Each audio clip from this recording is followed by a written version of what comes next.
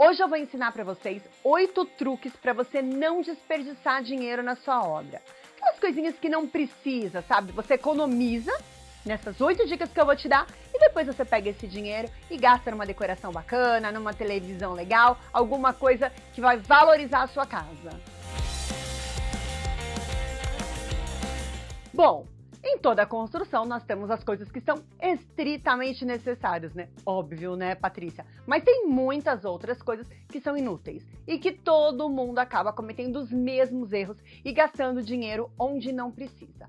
Hoje eu vou listar para vocês 8 itens. Óbvio que tem alguns mais, mas se vocês gostarem, comenta aqui embaixo se vocês querem mais dicas. Eu volto e faço a parte 2, a parte 3, a parte 4 e vou ensinando vocês direitinho como aplicar o dinheiro de vocês na obra. Vou falar sobre o reboco.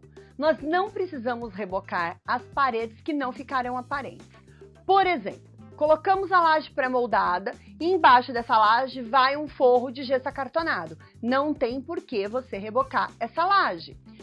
Temos paredes acima da laje que não vão aparecer, só vão aparecer as paredes externas, aquelas paredes que fazem aquele vão entre a laje e a cobertura, não aparecem. Não precisa rebocar. Ah, mas Patrícia, o reboco não impermeabiliza? Não, o reboco não impermeabiliza. Ele é um material poroso e se cair água nele, ele vai passar para dentro. Não tem nenhuma função impermeabilizante. Para a gente poder impermeabilizar a casa por fora, é passado uma seladora para selar essa parede, depois vai receber a tinta, para aí sim fazendo a vedação dessa parede. Então, rebocar ou não faz diferença nenhuma para a impermeabilização, tá bom? Segundo item, revestimento sobre as sapatas. Vocês lembram das sapatas? Falei sobre elas lá naquele vídeo sobre a cozinha, vou deixar o link aqui para vocês darem uma olhadinha se vocês não conferiram ainda. Então, sapatas é aquela base de concreto que a gente coloca embaixo dos armários, principalmente de cozinha e lavanderia, para não ficar aquele buraco embaixo da marcenaria que dificulta a limpeza e tudo mais. Como que é feito isso? Isso é feito de cimento. Pode ser feito com entulho e depois nivelado com cimento. E aí o que as pessoas fazem? Pegam um piso da cozinha, reveste o piso, sobe a sapata e passa por cima dela. Não tem o menor cabimento você gastar metragem quadrada de piso para revestir essa sapata. Deixa ela no cimento e coloca a marcenaria em cima. Ou se você ficar muito, mas eu gostaria de dar uma impermeabilizadinha, passa algum impermeabilizante em cima dessa massa e só. Não precisa colocar revestimento. Outra dica que é bem legal, que dá pra gente utilizar também, é ao invés de fazer essa base toda de concreto e depois fazer o revestimento dela frontal, a gente colocar direto a marcenaria com os pezinhos de metal no chão, que o próprio marceneiro consegue fazer, vai ficar um buraco, um oco ali dentro, e depois você vem com a pedra de granito e só faz o fechamento fingindo que ali dentro tem uma sapata. Dá um super efeito também e resolve. Passa o rejuntinho ou um peuzinho, faz a vedação e fica perfeito. Terceiro item. Hoje, a maioria das casas é feita com telhado de embutir. Aquele telhado oculto que sobe a platibanda, que são as casas com linhas mais retas, mais modernas, que o pessoal, é uma tendência, as pessoas têm gostado muito desse modelo de casa. Você vai lá, faz a laje, sobe a platibanda e coloca a telha cerâmica dentro. Telha cerâmica não é para o telhado ficar bonito? Se você está escondendo, por que você vai pôr a telha bonita lá dentro? Não precisa. Por quê? Primeiro, porque a telha cerâmica é muito mais cara.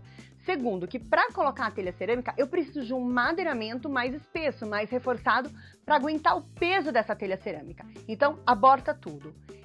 É casa sem telhado aparente?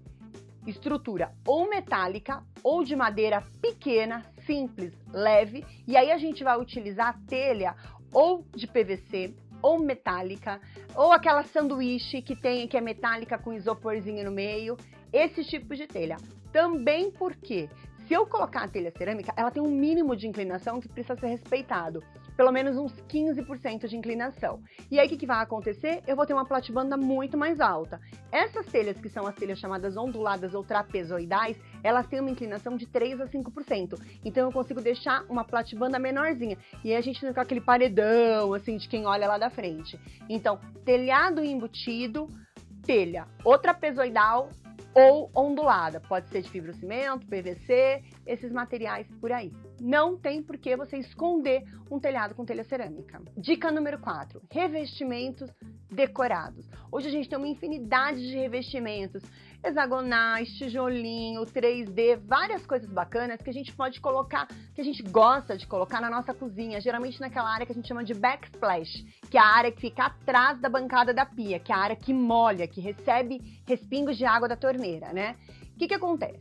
Se eu colocar um revestimento decorado lá, que por natureza já é um revestimento um pouco mais caro, o que eu preciso saber? Onde vão os meus armários? Não tem cabimento eu comprar 40 metros quadrados de revestimento decorado, forrar a parede da cozinha e depois vir encher ela de armário. Então, eu costumo falar para os meus clientes o seguinte: projeto de cozinha, de banheiro, de lavanderia, ele é feito de trás para frente. Então, primeiro você projeta a parte dos armários, para você entender onde vai a parte elétrica, onde vai cada eletro, onde vai a pia. E aí você vai vindo até você chegar no revestimento. Você vai ver que vai sobrar um pedacinho de revestimento para você colocar nessa área que vai realmente aparecer. Tá, Patrícia, mas o que eu faço atrás do armário? Deixo sem nada? Coloco no reboco? Você que sabe, tem duas opções. Ou você deixa na massa corrida ou no gesso, como é que for o acabamento do restante da sua casa, e pinta, e encosta os armários, que vai estar limpinho, impermeabilizadinho. Ou você pode colocar um revestimento de baixo custo. Aquele revestimento branquinho, basiquinho, que tem a bordinha bold, bota ele tudo onde vai a parte dos armários, encosta o armário, ninguém vai ver, e você fica com aquela parede bem protegidinha. Ah, dessa você não sabia, né? Fala a verdade, você comprou o revestimento, aquele lindo, decorado, carésimo, pra parede inteira, né? Então faz o seguinte, se inscreve no canal, ativa as notificações, porque toda quinta-feira tem vídeo novo com dicas preciosas de obras de decoração. Assim, da próxima vez você não vai gastar esse dinheiro e vai investir numa televisão nova, hein? Agora, voltando pro tema, nós vamos falar sobre o item 5. Gente, tudo isso é muito importante. Com a alta de preços que teve de material, logo que começou a pandemia até hoje, porque as coisas não param de subir, tá surreal, assim, você faz um orçamento num dia, você não fechou no dia seguinte, você tem que refazer o orçamento, as coisas estão subindo diariamente, então cada item que você economizar na sua obra é muito, muito, muito precioso. Ainda um item que não vai servir pra nada, que vai ficar escondido, aí não tem nem o que falar, né, gente? Vambora de item 5. É o seguinte, não coloquem piso em toda a área externa da sua casa. Isso é coisa de gente antiga, vamos falar assim. Não precisamos de um quintal, precisamos de uma área externa.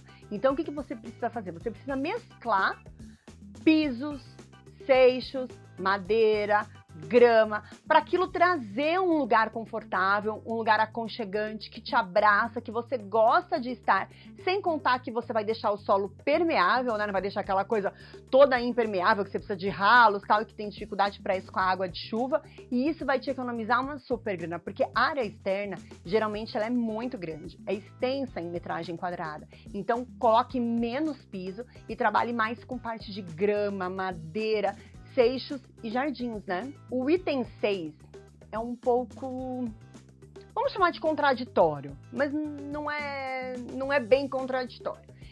É uma coisa nova, na verdade até chega a ser uma tendência que a gente vai usar agora para 2022, mas que já vai te ajudar a economizar.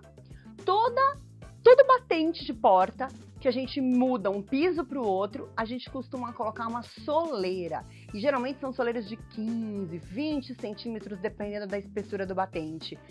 São de granito, são de mármore, são peças caras e que acabam dando uma bombada no seu orçamento.